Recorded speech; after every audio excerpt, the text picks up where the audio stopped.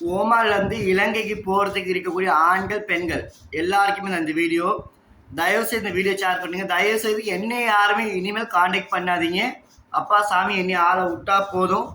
ஒவ்வொரு நபர்கள்ட்டையும் பார்த்தீங்கன்னா இருக்கக்கூடிய கேசஸை நம்ம முடிக்கிறதுக்கு நான் ஒரு அரசாங்கம் கிடையாது.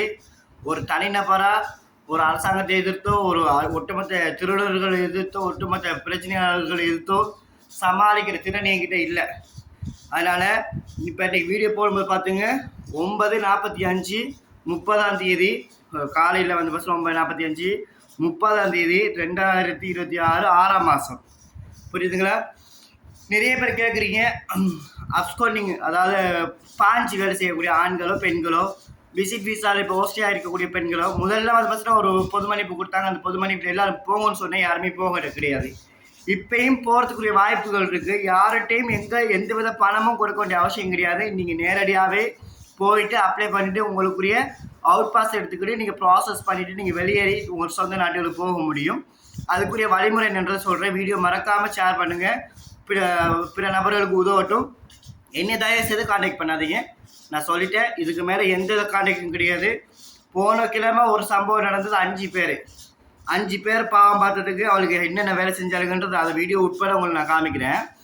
என்னன்னு சொன்னால் எவளையும் இப்போ நம்ப முடியாது. வரும்போது ஒப்பாரி வச்சு சீன் போட்டு ஐயோ சாவப்புற நிலைமையில் இருக்கிற வாராளுங்க அங்கே வந்தது பிறகு பார்த்தா முக்காசு அதில் வாரத்தில் பாதி தேவை ஆளுகளாக இருக்கிறாளுங்க. கட்டிட புருஷனுக்கு துரோகம் பண்ணுறதும் என்ன வாரவளை ஏமாத்துறதும் எல்லாரும் ஏமாத்துறதும் ஒரு இதுவும் இப்படி பண்ணக்கூடிய வலுக்கள். இது வலுக்களால் உண்மையிலேயே உதவி தேவைப்பட்ட மக்களுக்கு கூட இப்போ ஒரு நேரம் சாப்பாடு கூட வாங்கி கொடுக்குறதுக்கு எனக்கு மனசு வருது கிடையாது. நிச்சயமாக சொல்கிறேன்.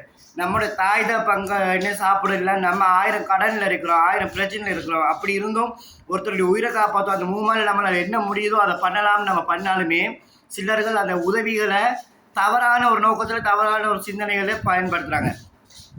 இந்த வீடியோவில் நான் கிளியராக சொல்கிறேன். நீங்கள் விசிட் விசாவிலையோ இல்லை துபாயில் எம்ப்ளாய்மெண்ட் விசாவிலையோ நீங்கள் விசிட் விசாவில் ஓமானில் துபாய் கிடையாது, ஓமானில் சுற்றுலா விசா ஊடாக உங்களுக்கு ஒரு விசா ஒன்று அடித்து ப்ராப்பராக ஒரு 2 வருஷம் வேலை அடித்து நீங்கள் இங்கே தங்கியிருக்கக்கூடிய நபர்களாக இருந்தாலுமே உங்களுக்கு தான் இந்த வீடியோ. அதே மாதிரி விசிட் விசா இருக்கக்கூடியவங்களுக்கு தான் இந்த வீடியோ. இப்போ சொந்த நாடுகளுக்கு நீங்கள் செல்ல முடியும்.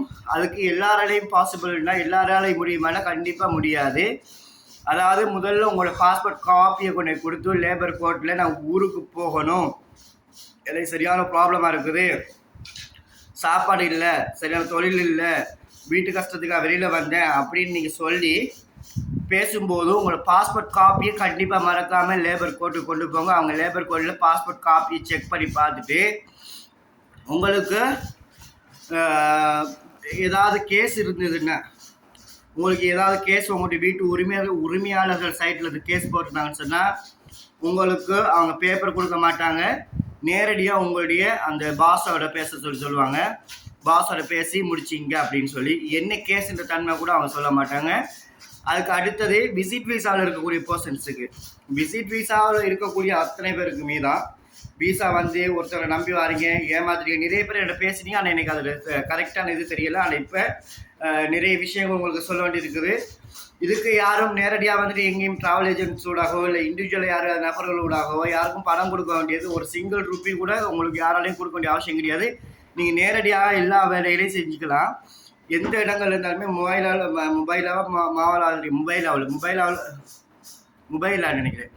மொபைலாவில் இருக்கிற லேபர் கோர்ட்டுக்கு போயிட்டு அலுவலக நேரங்களில் போயிட்டு உங்களுடைய இந்த ப்ராசஸை பண்ணிக்கலாம். நிச்சயமாக உங்களால் வெளியேற முடியும். அதுக்கப்புறமா இந்த உங்களுக்கு லேபரில் எந்த வித கேஸும் இல்லைன்னா உங்களுக்கு என்ன செய்வாங்கன்னு சொன்னால் ஒரு பேப்பர் கொடுப்பாங்க. அந்த பேப்பர் எடுத்து எம்பசியை போய் கொடுத்தோன்னே ஸ்ரீலங்கன் எம்பசி, நம்முடைய ஸ்ரீலங்கன் எம்பசிக்கு பார்த்தீங்கன்னா ஸ்ரீலங்கன் எம்பசி நமக்கு ஒரு டைம் டியூரேஷன் கொடுப்பாங்க. 3 days 5 days இந்த டைமுக்கு வாங்க, உங்களுக்கு அவுட் பாஸ் எடுக்கலான்னு சொல்லி டிக்கெட்டை போட்டு வர சொல்லுவாங்க. இந்த டேட்டில் டிக்கெட் போடுங்கன்னு சொல்லி உங்களுக்கு டிக்கெட் போடக்கூடிய வசதிகள் இருந்தால் அவங்க சொல்லக்கூடிய டேட்லேயே போடலாம். அப்படி இல்லைன்னா டிக்கெட் இல்லைன்னா உங்களுக்கு எடுக்கக்கூடிய கஷ்டம் உண்மையிலே ஸ்ட்ரகிள் பண்ணிட்டு இருக்கிறீங்கன்னு சொன்னால் இந்த மாதிரி இன்றைக்கி ஒரு ஃபேமிலியோ இல்லை ஃப்ரெண்ட்ஸ் சர்க்கிளையோ இது ஏதாவது ஒரு விதத்தில் இன்றைக்கி பொதுமக்களோ யாரோ ஒருத்தவங்க உதவி செய்கிறாங்க, இந்த உதவி எடுத்து தான் நான் வெளியில் வர வேண்டி இருக்குது, அதனால் எனக்கு ஒரு கால கொடுக்குன்னு கேளுங்க. அவங்க கண்டிப்பாக நிச்சயமாக தருவாங்க. இது எப்போ வரைக்குமே இந்த வாய்ப்பு இருக்குது அப்படின்னு பார்த்தீங்கன்னு சொன்னால் இந்த அதாவது இந்த வாய்ப்பு வந்துட்டு நம்ம இளைஞர்களுக்கு மட்டும்தான் இப்போதைக்கு கொடுத்துருக்குறாங்க. இளைஞர்கள் தயவு செய்து உங்களால் முடிஞ்சது இதை பண்ணிக்கிட்டு பயன்படுத்திக்கிட்டு பாருங்க. நேற்றே பல நபர்கள் நீங்கள் கால் பண்ணி பேசுனீங்க. ஆனால் எனக்கு அப்போயெல்லாம் பதிச்சுன்னா உங்களுக்கு ஜீரோ பெனால்ட்டி இல்லாமல் எவ்வளோ இருந்துச்சு, போகவும் முடியாத சூழ்நிலையாக ஆச்சுது.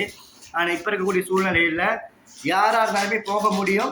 யாருடையும் எந்த உதவியும் தேவை கிடையாது. உங்களுக்கு ஃப்ளைட் டிக்கெட்டுக்குரிய கேஷை மட்டும் வச்சிங்க, இனி போக்குவரத்து டாக்ஸி ஃபேர் மட்டும் வச்சிங்க, அவ்வளோதான் உங்களுக்கு தேவைப்படுமே தவிர வேற என்கிட்ட கால் பண்ணி அண்ணா அந்த ஹெல்ப் பண்ணுங்க, அண்ணா சாப்பாடு காசு இல்லை, அண்ணா தண்ணி காசு இல்லை, தயவு செய்து ஆளை விட்டா போதும் சாமி. 13-14 வருஷம் ஆள் இன்னும் இது வரைக்கும் இப்போ பேங்க் பேலன்ஸில் ஒரு பைசா கிடையாது. 1000 இன்னும் லட்சக்கணக்கில் கடனாளி துரோகத்தில் வந்து முதுகில் குத்தி ஒரு ஏழை எளிய மக்களோட வாழ்க்கையில் என்னாலையும் என்ன விளையாட ஆரம்பித்து கடைசி எனக்கே நிம்மதி இல்லாமல் அவ்வளோலாம் பிரச்சனைகள் இருக்குது. எனக்கு நான் தான் சொல்கிறேன்ல, நான் இது வரைக்கும் எனக்கு சம்பாதிச்சு எனக்கு எந்த வித சேமிப்பும் இல்லை. இது வரைக்கும் நான் எந்த வித பைக்கில் வாங்கினது, அட்லீஸ்ட் ஒரு மோட் பைக்கு கூட நான் இது வரைக்கும் வாங்கி ஓட்டினது கிடையாது. குடும்பத்துக்கு 14 வருஷத்து வெளிநாட்டு வாழ்க்கையில் குடும்பத்துக்கு ஒரு டொப்பி துண்டு கூட இன்னும் இது வரைக்கும் கொடுத்தது கிடையாது. அப்படி இன்னைக்கு தான் இனிமேலாவது இந்த சமுதாயம் அந்த பிரச்சனைகளை தள்ளி விட்டுட்டு இருக்கக்கூடிய பிரச்சனைகளை முடிச்சுட்டு 1000 கடன் இருக்குது. முதல்ல மௌத்து காயத்து மனுஷனுக்கு இருக்குது. மௌத்து காயத்தில் முதல்ல முடிக்க வேண்டி இருக்குது. ஏன்னா காலம் பூரா எல்லாம் ஒரே நிலைமையில் இருப்பாங்க, சொல்ல முடியாது. யாருக்கு யார் எப்போ மௌத்து வருன்றது கூட நம்ம சொல்ல முடியாது. நான் இன்னைக்கு எக்ஸாம்பிளுக்கு வந்து பார்த்தீங்கன்னா முந்தினத்து 3 நாளைக்கு முன்னாடி சொந்த தங்கச்சி வந்து பார்த்தீங்கன்னா ஊரில் போயிருக்கும்போதும் 5ஆம் மாதம் ஊருக்கு போயிருக்கும்போது வயிற்றுல புள்ள அடைச்சி மௌத்தாயிடுச்சு. இன்றைக்கு தங்கச்சி வந்து பார்த்தீங்கன்னா இன்றைக்கி இந்த உலகத்தில் இல்லை. அன்றைக்கு அவங்களும் இன்றைக்கி அல்லாட இடத்துல கபருக்கு போய் சேர்ந்துட்டாங்க. எல்லாம் துவா செய்யுங்க. என்ன புள்ள பிறந்த ஒரு மாதத்தில் வந்து பார்த்தீங்கன்னா ஆள் வந்துட்டு ரொம்ப இதாக இருந்துருக்காங்க, வீக்னஸ் இருந்துருக்காங்க. அதுக்கப்புறமும் என்ன உடல் வயிற்று வலின்னு சொல்லி வாழச்சில ஹாஸ்பிட்டலுக்கு கொண்டு அட்மிட் பண்ணியிருக்காங்க. அங்கே மட்டக்களப்பு ஏற்றிருக்காங்க. மட்டக்களப்பு ஏற்றி மறுநாள் வந்து பார்த்தீங்கன்னா அதே நாளில் வந்து பார்த்தீங்கன்னா உயிரிழந்துட்டாங்க. இந்த மாதிரி பிரச்சனைகள் இருக்குது. பெத்த தாய் தகப்பனுக்கே வருத்தவாதியாக இருக்குது. பெத்த தாய் தகப்பன் இது வரைக்கும் ஒரு வாயை திறந்து அதை பண்ணுங்க இதை பண்ண கேட்டதில்லை. நீ பண்ண ஏதோ ஒரு நல்ல ஒரு விஷயம் இருக்குன்றதுனால அவங்க விட்டுட்டு இருக்கிறாங்க. காலம்பூரா அப்படி இருக்க முடியாது. நான் ஒன்றும் இலங்கை அரசு கிடையாது. நான் ஒன்றும் இன்டர்நேஷனல் ஃபண்டு வந்து யார்கிட்ட கலெக்ட் பண்ணி இன்னொருத்தோட உதவி திட்டம் வாங்கி உங்கள்கிட்ட நான் பண்ணுறதும் கிடையாது. நான் இந்த 2 கை வச்சு சம்பாதிச்சா தான் எனக்கு இந்த 2 நாள் வேலைக்கு போகல. இந்த 2 நாள் வேலைக்கு போகிறதுக்கு என்ன நிலைமை? இந்த கை 2 நாள் வேலைக்கு வேலை கூடிடுச்சு. நான் அன்னைக்கு நான் பிசியோதெரப்பி பண்ணி ஏதோ ட்ரீட்மெண்ட் பண்ணி அதில் வருமானத்தை வச்சு வீட்டுக்கு 1 லட்சம் வாடகை கட்டிக்கிட்டு சாப்பாடை பார்த்துக்கிட்டு எல்லாத்தையும் பார்த்துக்கிட்டு இந்த சமுதாயத்தில் கதை அடைக்குமா இந்த வெளியில் நடக்கக்கூடிய பிரச்சனைகளுக்கு குரல் கொடுத்துக்கிட்டு தேவைக்கில்லாத விஷயங்களை தலையில் போட்டுக்கிட்டு ப்ரெஷர் ஏற்றிக்கிட்டு இது வரைக்கும் இந்த 5ஆம் மாதம் ஊர்லேருந்து வந்ததுக்கு வீட்டிலேருந்து நீங்கள் நம்பிக்கை 6ஆம் மாதம் வரைக்காது 2 நாள் தான் கால் பண்ணி வீட்டுக்கே பேசிட்டேன். அந்த அளவுக்கு ப்ரெஷரு டிப்ரெஷராகவே எனக்கே டிப்ரெஷன் ஆகிடுச்சு. சைக்காலஜிக்கல் எத்தனையோ பேருக்கு வந்துட்டு நான் வந்துட்டு அட்வைஸ் பண்ண வேண்டிய எனக்கே டிப்ரெஷன் இருக்குன்னா ஒரு கேஸை பார்க்க சத்தியமே நான் முடியல. ஒரு கேஸ் அதில் நேற்று ஒரு பொண்ணு வேறு கால் பண்ணி நீங்களும் சில்லங்க நானும் சில்லங்க நீங்கள் ஹெல்ப் பண்ண முடியாதா? நான் ஹெல்ப் பண்ணுறதுக்கு நான் என்னால் என்ன செய்ய முடியும்? சாதாரண ஒரு வீட்டில் பாய்ச்சிட்டு வந்து இப்போ விடுவானுங்களே. ஏன்னா அது வேறு கூப்பிட்டு வந்து வீட்டில் அது பாயும்போது டெக்ஸிக்கு என்கிட்டே கேட்குதுங்க.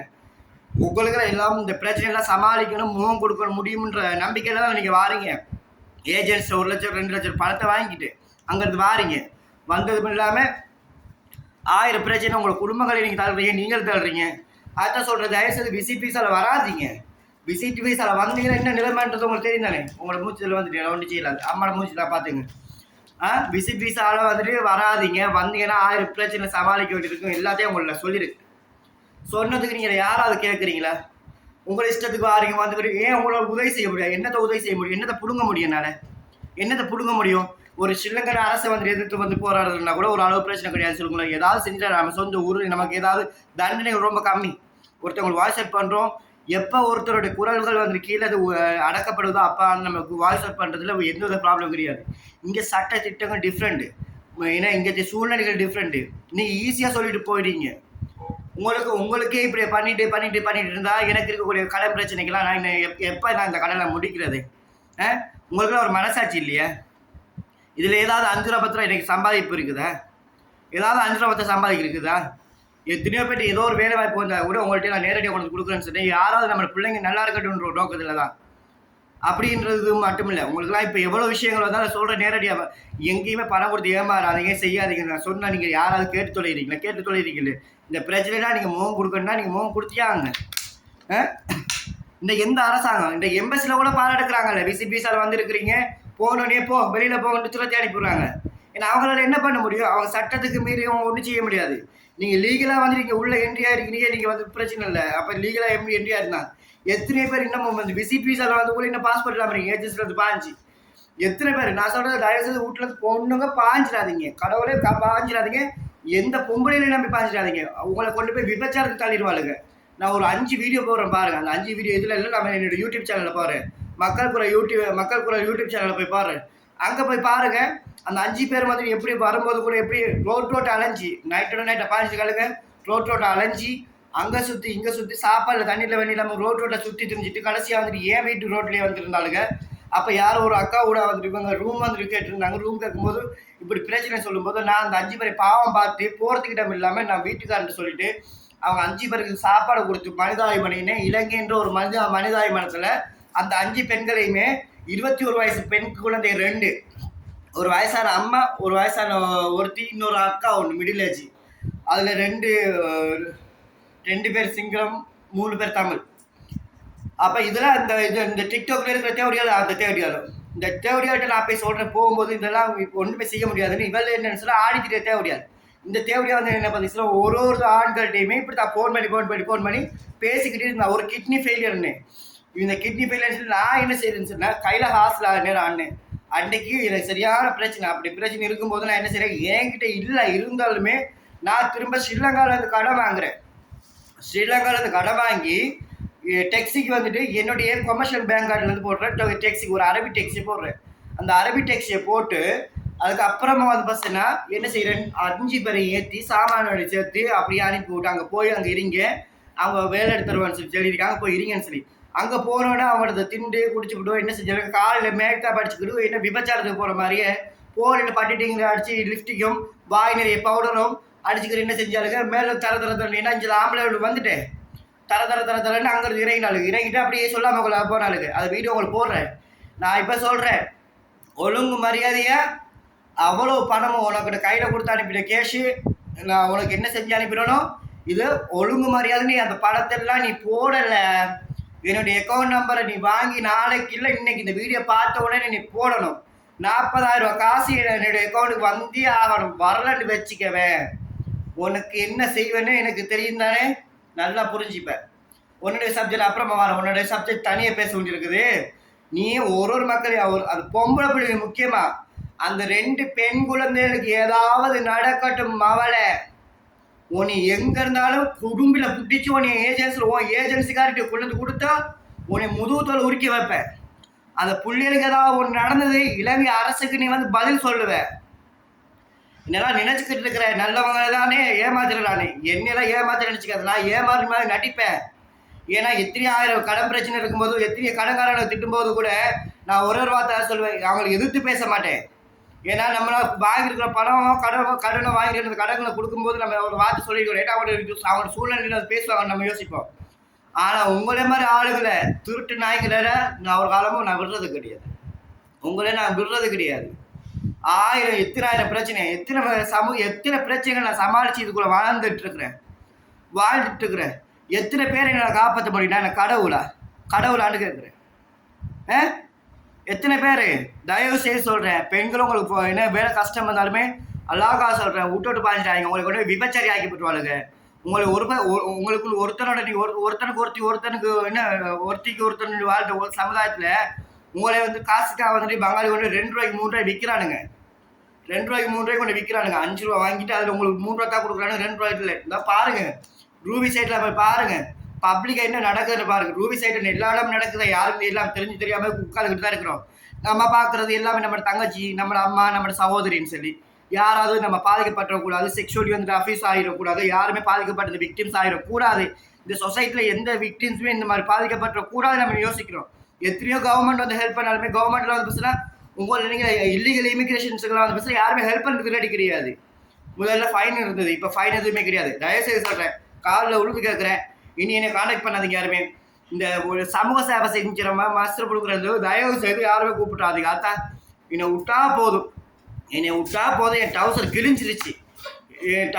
சத்தியமாக சொல்கிறேன், என் டவுசர் கிழிஞ்சிருச்சு. தைக்கிற ஊசி கூட வாங்குறதுக்கு காசு இல்லை என்கிட்ட. அதனால இனிமேல் யாரும் வந்துடாதீங்க. உங்களுடைய நிலைமை ஏதோ கடவுளைன்னு சொல்லி நீங்கள் காப்பாற்றிக்கிட்டு உங்களுடைய போடுறதுக்கு என்ன வழிமுறையோ அதை மட்டும் பண்ணிட்டு போங்க. இந்த வருஷம் டிசம்பர் வரைக்கும் காலங்கள் இருக்குது. அந்த நேரத்தை பயன்படுத்தி நீங்கள் வெட்டக்கரை போங்க. நன்றி, பாய் பாய், அஸ்ஸலாமு அலைக்கும்.